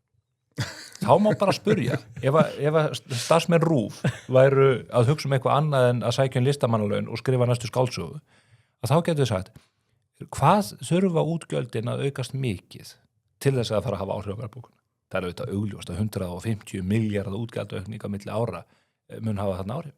Kristrún sagði í Kriðsildinni, heyrðu á sínu fullkomna lítilæti, heyrðu mér finnst það ómerkileg pólitík að þetta fram að 150 milljarðar sé svo mikil útgjaldaaukning. Hagkerfið er 5.000 milljarðar, þetta er bara smá brot í því sambandi. Þessir 150 milljarðar, 150.000 milljónir koma úr vösum skattgreiðin. Og munið það gott fólk að hversins er ríkið réttir ykkur eitthvað, þá er það eitthvað sem að ríkið hefur tekið frá einhverjum öðrum, því að ríkið býr ekkert til. En þau bara, þeir tveir aðilar sem að ráða mest það hvernig verðbólgan þróast, beina bara algjörlega blindu auga að ábyrgð sinni í þeim efnum. Og meðan það er þannig, þá munur laun bara aukast mikið, ríkisútgjöldum mun aukast mikið. Og bætur og alls konar. Já, verðbólgan verður viðvarandi og þeim gott fólk sem að á annað borð skuldið einhverja peninga muni halda áfram að borga himin háa vexti. Þegar maður tala við ráðgjafa ríkisstjórnar þá talaði með þessum þeir höfðu ekki trú á því atvinnur sem myndi aukast þeir heldur bara að það væri svo mikið útlendingur sem færi það bara heim og það myndi bara létta á íbúðamarkaði og þetta væri einhvern veginn svona þetta vandamál myndi leysa sig sjálft. Við byrjuðum að þú skrúfar upp bæturnar, atvinnuleysisbæturnar. Haldið þið að Pólveri sem að missi vinnuna og hvað kallar hún þetta Inga sagði 450.000 skatt og skerðingarlaust hann hefur enga hagsmuna því að fara heim til Pólveri. Nei. En þetta er líka eins og Stefán nefna varandi hvernig þið loka augunum fyrir því hvað er að drífa áfram verðbólguna og sérstaklega verkalýðshreyfingarnir sem er einhvern veginn bara algjörlega áhugaleysur það að beina kastljósinu að þeim þáttum sem stjórnvöld og sveitafélög eiga að söka máli þegar kemur að verðbólgunni og mér langar sérstaklega nefna að við sáum núna í þessari nýjustu verðbólgumælingu og eitt af því sem var að drífa hana áfram var eitthvað dulin verðskráhækkun hjá Veitum, dótturfélag Orkuveitunar sem er eigur Reykjavíkurborgar á 1. desember. Það var enginn sem skrifaði, það byrtist engin frétt neinstæðri fjölmiðlum að þessi hækkun var tilkynnt 1. desember, svo bara laumað út hana, hún var hækkuð meira en 7% verðskráin og var stór partur af því að verðbólgan hækkaði svona mikið í desember og síðan þetta hitt varandi launaþróunina. Það er þetta áhugavert að bera saman þróunina undanfarna ársfjórðunga hvernig launavísitalan hjá starfsmönnum ríkis og sveitafélaga hefur þróast í samanburði við starfsmenn á almennu vinnumarkaði. Á ársgrundvöldi er hækkunartakturinn hjá launafólki starfsmanna og ríkis og sveitafélaga upp 11-12% á meðan það er rífilega 6% hjá almenna vinnumarkaðin. Þarna kemur til kastana þessir ótrúlegu samningar sem voru gerðir við kennarana í byrjun síðasta árs. En þetta er þetta stór þáttur í því að drífa áfram verðbólguna að hvað launina hafa hækkað gífurlega mikið á opinbera vinnumarkaðinu og maður óttast það sín alltaf í framhaldinu að þegar það kemur síðan næst af hækkunum almenna vinnumarkaðins að þá upplifi sá markar það að þurfi ekki að ná í skottið á hækkunum sem hafa verið í opinbergeiranum og svo framvegis. Þannig að þetta er bara allt ömurlegt eins og Örn Örnsson vinnur okkar frá Keflavík myndi orða það ef hann væri hér meðal okkar. Við ættum að vera bjartsýn hérna. Sko, ef við langar til að taka eina frétt hérna sem að hérna, maður getur alltaf að rifja upp sko 100 frétta frá síðast ári, ef við langar til að taka eina sem að vakti athygli, það var þegar Ragnar Þór Ingólfsson, formaður fjárlaganefndar, hann alltaf lét af störfum hjá VR og fékk eingreiðslu, var þetta ekki eingreiðsla? 10 milljónir, eða hvað líka, fékk bara milli fyrir þessu stóra summu, 10 milljónar eingreiðslu frá VR.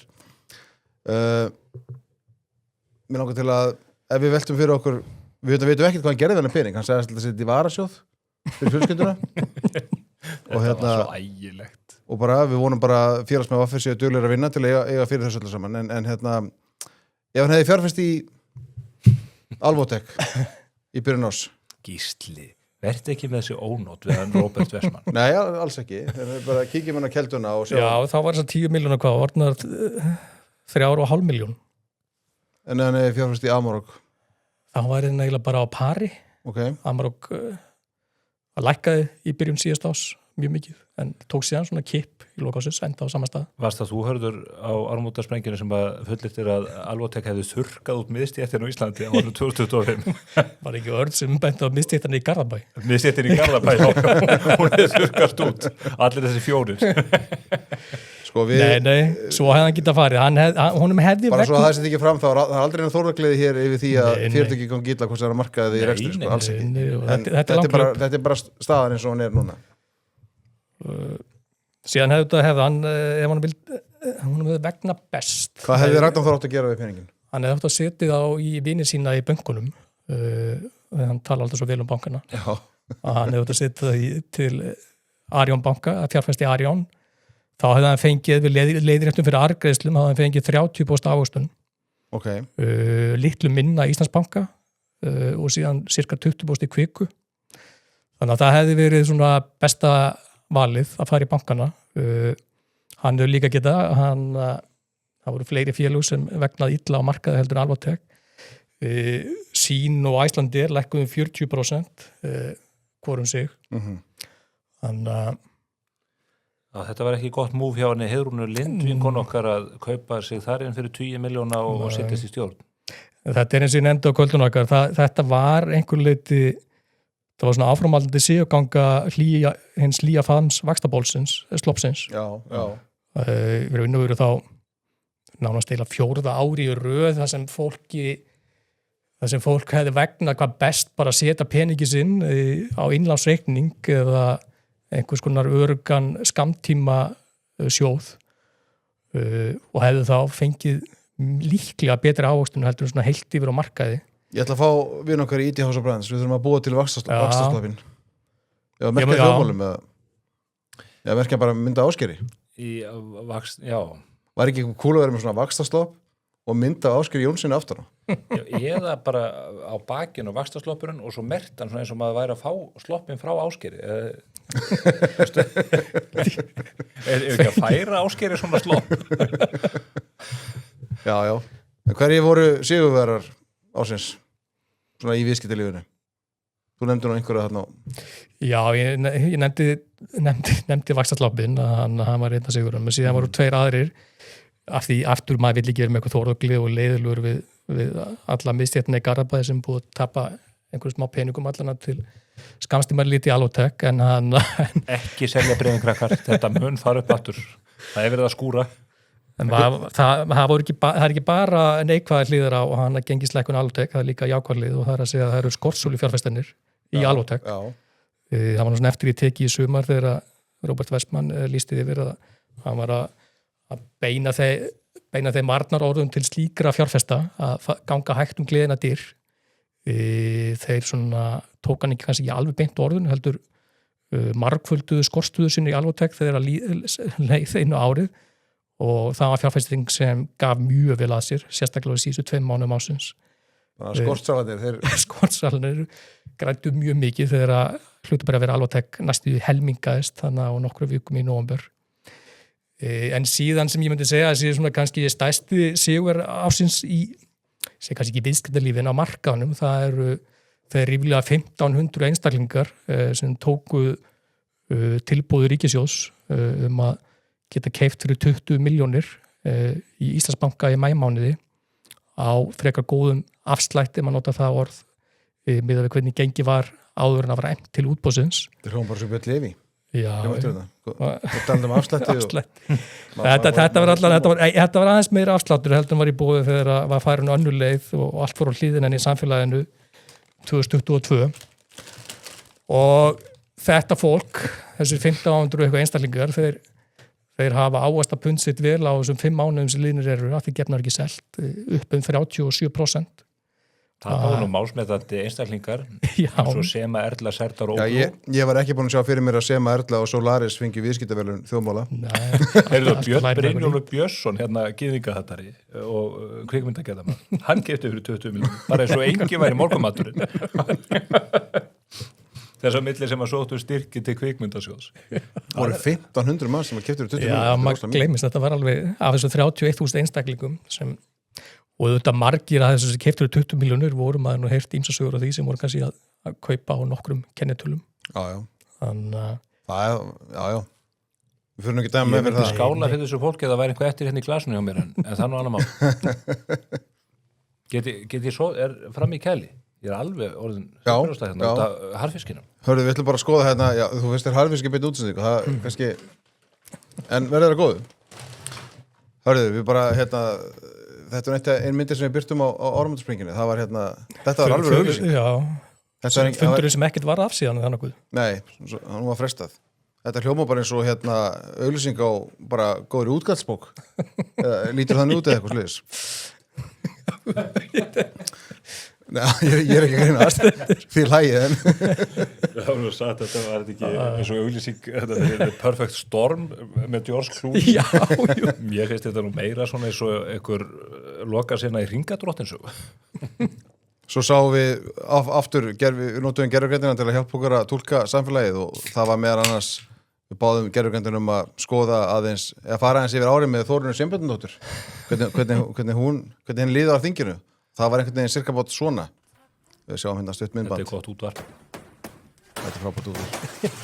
Möll brýtur hæðustóla Alþingis, eða forsetastólinn.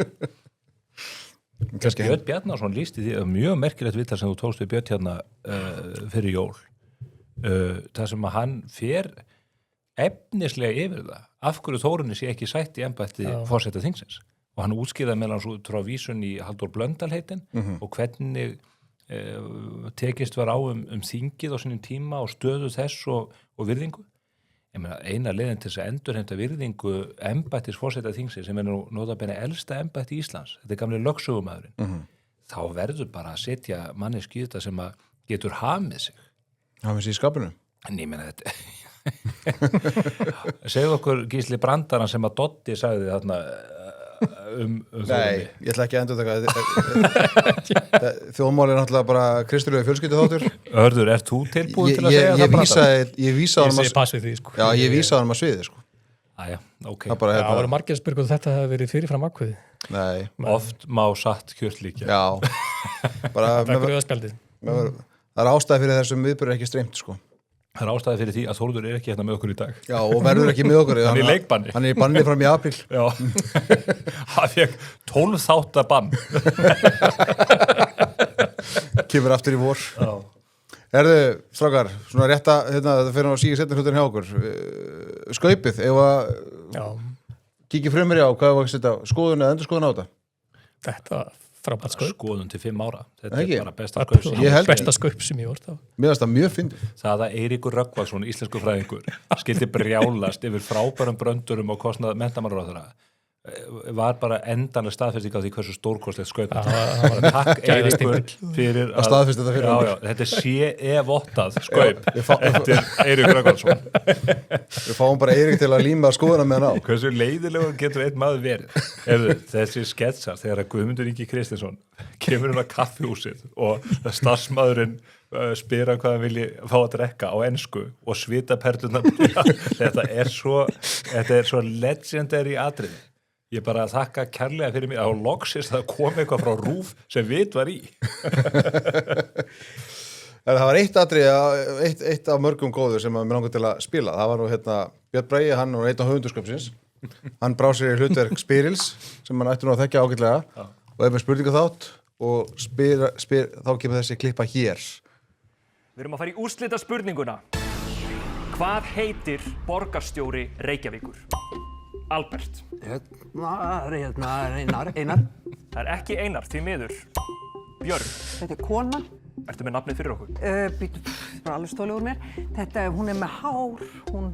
Ég held að þetta sé ekki að koma. Hver borgarstjóri Reykjavíkur? Guðrún? Nei, ég ekki með þetta, sko. Nína, vilt þú fara á bjölluna? Nei, ég alveg lost. Já, þetta ekki að koma. Við skulum þá sjá svarið og fá mynd. Hver borgarstjóri Reykjavíkur? Hér sjáum við hana. Með hár. Hér hún. En förum þá í aðra úrslita spurningu til þess að skera á... Afsakið, hvað heitir hún? Nafnið á spjaldinu sem Ég held að hafi farið runnið hérna inn fyrir... Síðust þú fara, sko, það var fór hérna inn í held ég. Sko, ég nafnið stóð á blaðinu, skilur hvað það eitthvað með skrúja? Ef ekki takið upp aftur þar sem ég með svari hjá mér. Jú, algjörlega. En hvað heitir hún? Ég veit það ekki. Getur þú spurningin? Og svo kemur spurning á höfunduri. Hvað er málið? Spurningin borgarstjóran. Hvað heitir hún? Já, ég skrifaði á spjaldið. Já, ég misti spjaldið og ég ekki með svari hjá hún. Ó, þetta var eina eindakið. Já, en þú lítur að muna svarið. Heldur ég viti öll svör og muni? Ég meina, hversu ég skrifið þetta niður? Veit einhverjum hvað borgarstjórinn í Reykjavík heitir? Enginn? Jesús. Jú, þetta er frænka mín. Ok, hvað heitir hún? Ég veit það ekki. Já, Þetta var kost. Heiða Björg. Stútuðu henni hana bara. Þetta hún og Sigríður Björk Guðjónsdóttir hafi ekki átt sinn besta dag þann 31. desember síðastliðinn. Já, það aðdreifandi. Ég bara þetta aðeins meira að gera hérna. Ég hafi skrifað bara 300 auka tíma á þetta. Ekkert mál. Elsku vinkona. Við erum einu sinni ríkið. Þetta vandamál fyrir Heiðu þetta.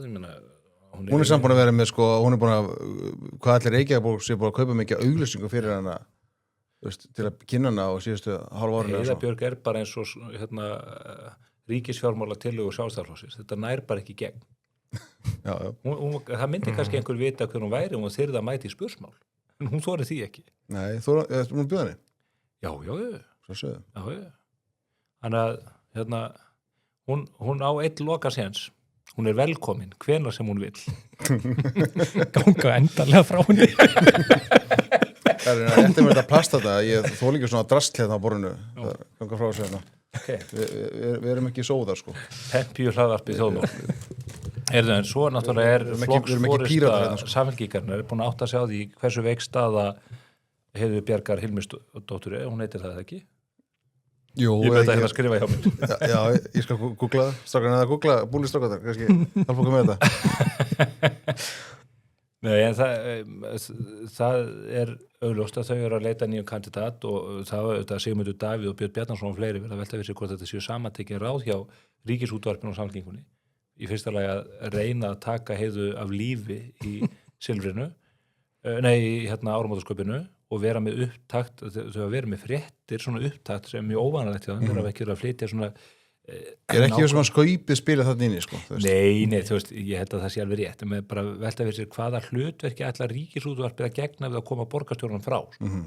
Og svo þetta byrti ég á Twitter þarna í gær mynd sem að sýndi Pétur í viðtali upp við Veðurstofureitinn og þá vissum við að það væri að fara í loftið í kvöldfréttur RÚV, það verið að Ríkisútvarpið að nota það sem kanall í þetta. Besti vinur Péturs er þetta Gísli Matti Baldursson og það er þessi Kaffi Vest klíka þarna öll. Vinur og viðskiptafélagi. Já, og þarna er komin bara maður sem er greinilega til höfuðs og Kristján er búin að viðurkenna hún hafa á samtöl við hann þetta.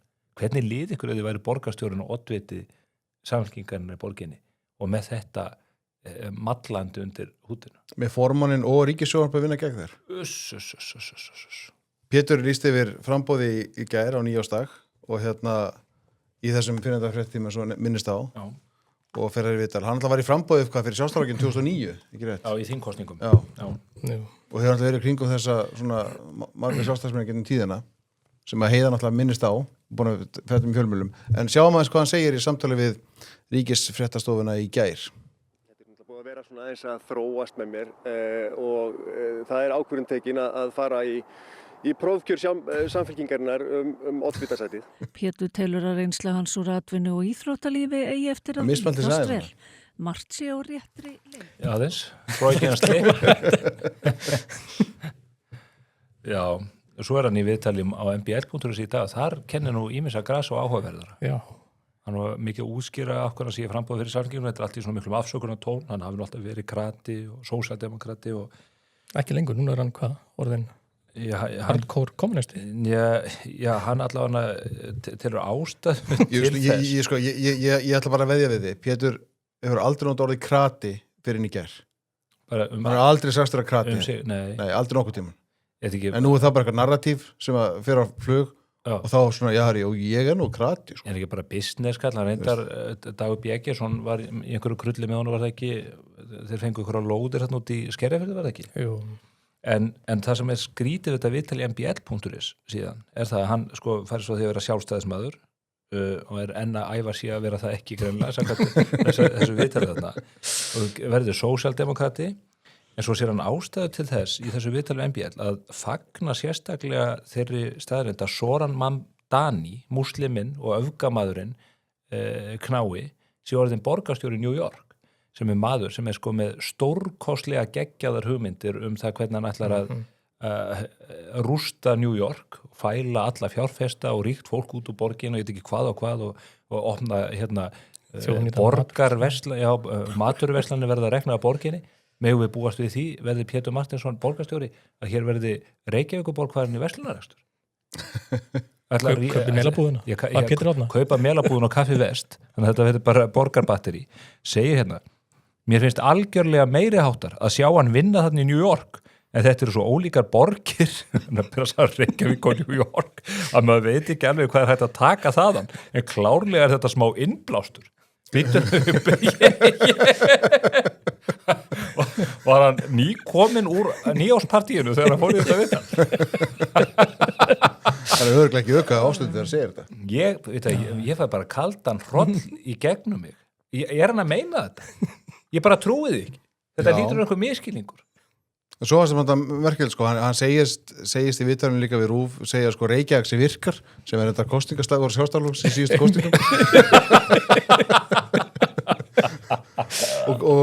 og hvað virkar ekki? Hvað er ekki að virka sem að, hann hefur verið gaman í fréttamæður RÚV hefur spurt hann sko, hvað er ekki að virka? Hvað er ekki að virka sem að vinuðin Dagur og Heiðabjörg hafa verið að gera til þessa? Já, en hvernig fer þetta? Sko Heiður óvinsæl, Pétur er þetta vinsæll og ágætlega kynntur maður, þetta er alveg sterkur kandidat.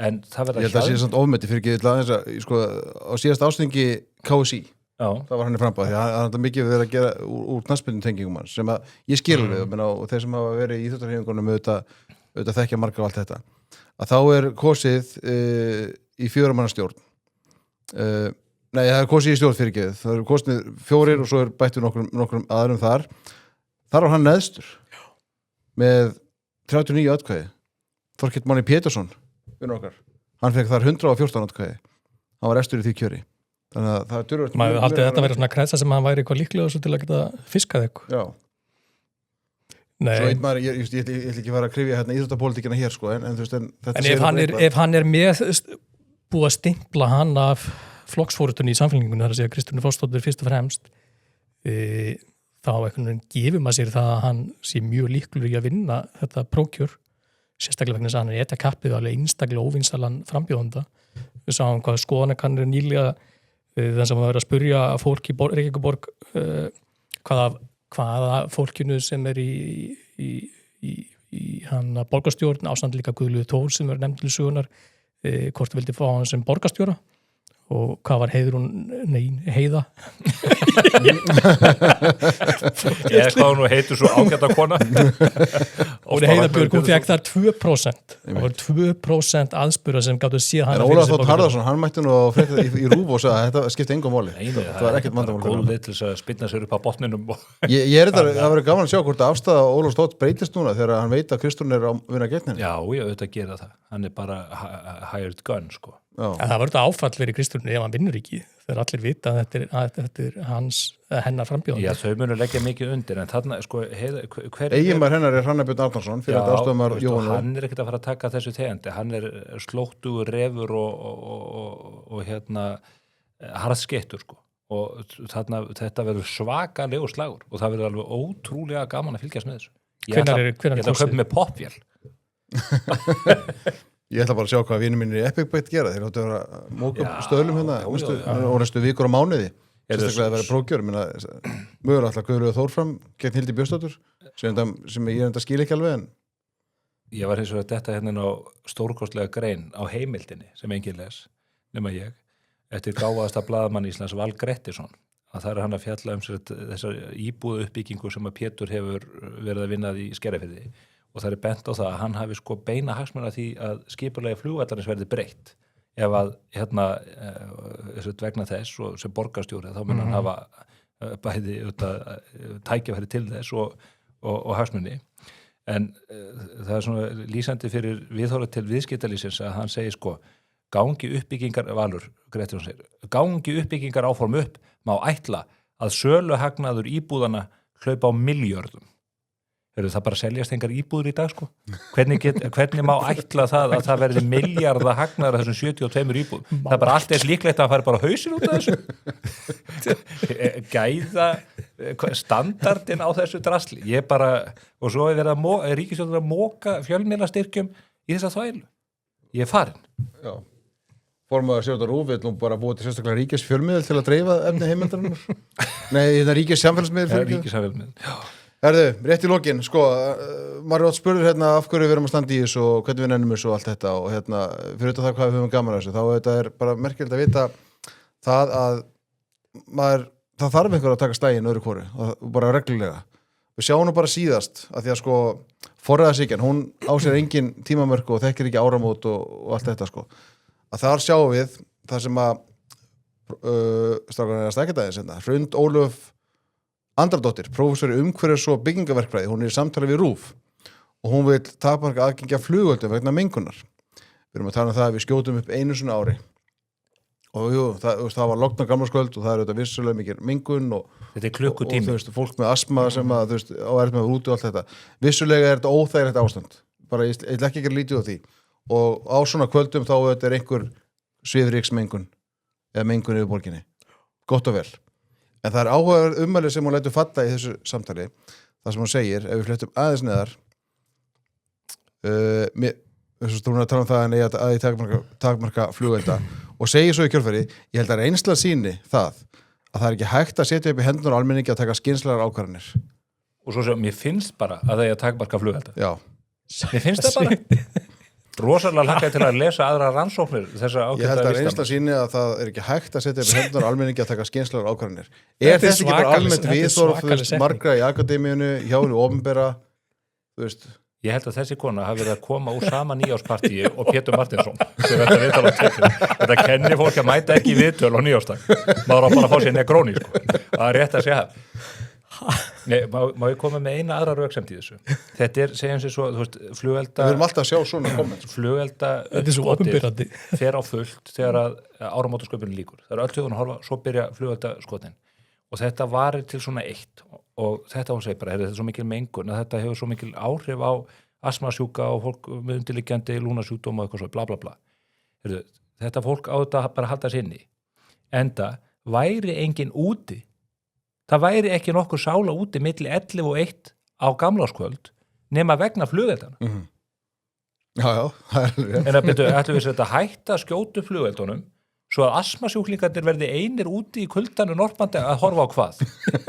Þetta er svo glórulöst rugg. Jesús Kristi. Það er aldrei skortur af fólki sem er til í að opinbera sína skoðunum á þessu. Ég held að það sé ekki hægt. Þetta er bara setting sem það er að setja ból, sko. Má ég sjá, Hrund Ólöf Andradóttir. Þetta er svakaleg setning. Langavinnar var Jósef Stalin. Pældi ég að mæta bara í fjölmiðl og bara með þetta yfirleiti og segja bara það er bara ekki hægt að treysta fólki til að taka skynsamlegar ákvarðanir. Og hvað þá? Þá þarf að setja rög og reglur og framfylgja þeim. Þess vegna vill þetta fólk auðvitað taka allan peningin almenningi og endur útlutunum eftir þörfum. það er grunnhugmyndin hjá þessu vinstraliði. Já, setja reglur hvernig það á að vera. Ég horfði bara, vitið að þessi flugelda var svo gott við núna og ég var á svölunum mínum þarna, í Garðabænum að fylgjast með þessu og sá allan Kópavoginn og Seltjarnarnesið og inn í Hafnarfjörðina. Þetta er svo stórkostleg stund þegar Íslendingar fá þessa útrás. Þetta er svo fallegt sjónarspil og þetta er svo má aldrei vera gaman. Við vorum að fagna áramótum á nýju heimili og í nýri götu og þetta var bara eins og að vera í Beirút sko. Það voru rosalega sprengingar sko. En við höfum bara pínu gaman að þessu. Já, ég hafði gaman að þessu allara. Það er mjög skemmtilegt. En ok, herðið strákar. Ég bóði Ekko skó. Ef við ekki að enda þetta okkur í ákvaða nótum. Jú. Ég fór að náða mér í Ekko skó hérna, þið sjást ekki mynd en Ógeðslega fyndið þegar þú sagði við Björn Bjarnason hérna á Þorláksmessu, þú ert mikill skómaður Björn. Já, hann er það. Hann getur ekki neitað fyrir það núna. Það vita það allir. Hann vissi ekki hvaðan á sig stóð veðrið. En svo tókum við fram að hann ættir á Ekko skó. Það eiga allir Ekko skó. Það eiga allir Ekko. Já. Strákar, eitthvað jákvæðinni í árið. Endum þetta jákvæðanótum. Því við erum uppbyggjað hlaðvarp. Hægri menn eru alltaf bjartsýnir. Ég ætlaði bara að vitna í Kristrúnu Frosta. Já. Sem svona... Er þið farið að förlast þar? Nei. Hvað er tónin gaman? Bara inn í árið að taka með okkur setningu á Kristrúnu. Höfnum svartagalsrausu með íslenska leiðin síki lengur fær og hér þurfum að kúvenda hugum okkur á háttum. Ekkert í fjær sanni. Þetta er ekki góð kvartningin í nýjárið. Þetta er góð, jú. Efnislega málu taka undir þessa setningu, jú. Það verður þungt fyrir fæti núna í efnaðasmálum þjóðurinnar á þessu ári. Atvinnuleysi er að aukast, verðbólga verður þrálát og þetta verður þungur róður. Við erum ekki að skapa meiri verðmæti og það er áhyggjuefni. Og það verða margir sem bera skarðan hlutur á borði og ég hugsa mikið til þessa fólks sem er án atvinnu og maður óttast að með þetta kerfi sem við erum að byggja upp að þá eigi allt og fáir úr þeim hópi afturkvæmt á vinnumarkaðin. Og það er vont vegna þess að vinnan gaugar mannin og hún gefur manni lífsfyllingu og tilgang og allt þetta. Fyrir utan það byggir undir samfélag sem þarf svo óskaplega mikið á því að halda að sem flestar vinnufúsan hendur sér á dekki. Ég finn til með því fólki en ég segi við aðra sem að hafa atvinnu, hafa tækifæri, nýtið þau. Það er fullt af tækifærum í ástandi sem þessu og við verðum að halda í gleðina. Gerum skemmtilega hluti. Umgöngust skemmtilegt fólk og ég held að þetta sé eitthvað sem við mögum minna okkur á vegna þess að tækifærin til þessi eru óþrótandi. Hermann Guðmundsson bent á með frábærum hætti í viðskiptablaðinu á þessa staðreynd, bara hvað það er margt jákvætt og öflugt í okkar samfélagi. Frábær grein eftir Heiðar Guðjónsson í sama blaði sem var verið að birta núna á vefnum. Þannig að þó að við séum að fara í gegnum þessar þrengingar þá verðum við að halda í gleðina og ég ætla að spá því eins og ég gerði á áramótasprenginu að ríkisstjórnin springi á árinu og það eru fróðlegt að sjá hvað kemur út úr því. Ég held að það sé mjög nauðsynlegt fyrir þjóðina að fá ríkisstjórn þannig samsett og þannig þengjandi að hér verði frekar ítt undir uppbyggingu og verðmætasköpun fremur heldur en að einblína að skattlagningu og að einhvern veginn að niður njörfa hér allt í eitt stórt ríkisbákn þar sem forsætisráðherrann telur það verkefni sitt að banka upp hjá fólki og spurja hvað hann geti gert fyrir það. Kristrún þarf að snúa þessari leið, hún er klár og öflug kona og hún er að rangri leið við stjórn landsins.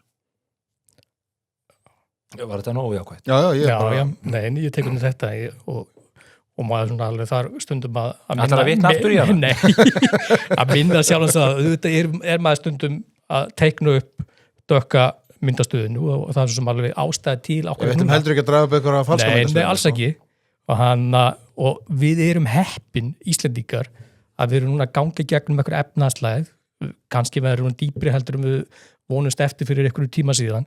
En það má alveg minna sig þá, hvað hefur samt tekist að ná miklum árangur hérna á síðustu 10-15 árum. Þannig að við förum inn í einhverja litla kreppu sem var ekki staðan árið 2010, 11, 12 með gríðarlega gjaldeyrisforða, með tiltölulega skuldlétta ríkissjóð, með eina bestu erlendu stöðu þjóðarbúsins í allri Evrópu, full fjármagna lífeyrissjóðskerfi og svo lengi mætti telja. Þetta er ekki staðan sem við horfum hérna upp á í kringum okkur. hvað sem við lítum á fórusturíkin Evrópusambandinu, Frakkland og Þýskaland sem eru núna bæði á sama tíma að glíma við meiri háttar erfæðilega sérstaklega á ríkisfjármál hliðinni fyrir utan síðan ófjármagna lífeyrisskuldbindingar og frökkum. Þetta er ekki erfiðleikar sem við erum að glíma við. En við erum að búa okkur til erfiðleikar. Já, við eigum að líta á þetta sem víti til varnar hvernig þróun í þessum ríkjum og bara reyna að gæta því hvað við getum gert til að bæta stöðuna ennþá meira og okkur allir vegið þeirra. Íslandi er eftir sem áður algjör gulleyja. Sigla fram hjá sjálfskaparvítunum og svo má minna á góða ábendingu frá góðumanni að þú lendur hún í hólu, hættu það að moka, komdu upp úr hólunni og ríkisvöndinni byrjaði að moka og moka, dottin hún í þessu hólu í þessu skattaspíral og hættan er svo að þegar að síðan tekjurnar fara ekki að koma í kassan áfram þá haldu við áfram á sömu leið en þau hafa tækifæri núna til þess að snúa því við og maður bara líkur á bænum það. Já, sjáum hvað gerist í því. Það er hleyp ykkur inn í helgina. Fáum við að koma aftur í þáttin? Já, líklega sko. Þið fá ekki erum við bara off the hook þar sem eftir lífið 2026? Ég segi það nú ekki, en en Þórður er í banni. Já. Hvað er að gera um helgina? Já, það er föstudagur þetta. Maður er svo rugglaður. Ég er sko að skella með norður. Nú? Kíkja að vinna okkur á Hótel Akureyri. Já, Daniel Smárásson. Þau voru að fá vel. Sástu það? Þeirra fólk. Já, þau voru að fá fallegasta nýbyggingin á Akureyri og þau eru afar vel að því komin. Þetta er alveg geysilega, sjáu þið þarna á myndinni, lobby þarna, þetta er skemmtilegasta hótellobby. Ég var til að búa á þessu hóteli. Svo þegar maður fyrir á klósett, þá vil maður helst þurfa að stoppa það lengi við, vegna þess að það er Gísli Halldórsson að lesa góða dátar svæk. Þetta er bara skemmtilegasta hótel í Íslandi. Já. Já, þetta er ekki svona auðlýsing, þetta er bara sannleikurinn. Þetta eru frábær. Hlakka til að fara aftur norður. Já. Herru, ég ætla líka að þakka vinum minnum í Bullius Media. Þeir voru með okkur á nýju áramótasprengjunni og eru búin að vera með okkur hér í dag. Bara frábært að vinna með þeim á árinu. Þeir hafa breytt bara eðli þessara starfsemiðinnar með þessum útsendingum og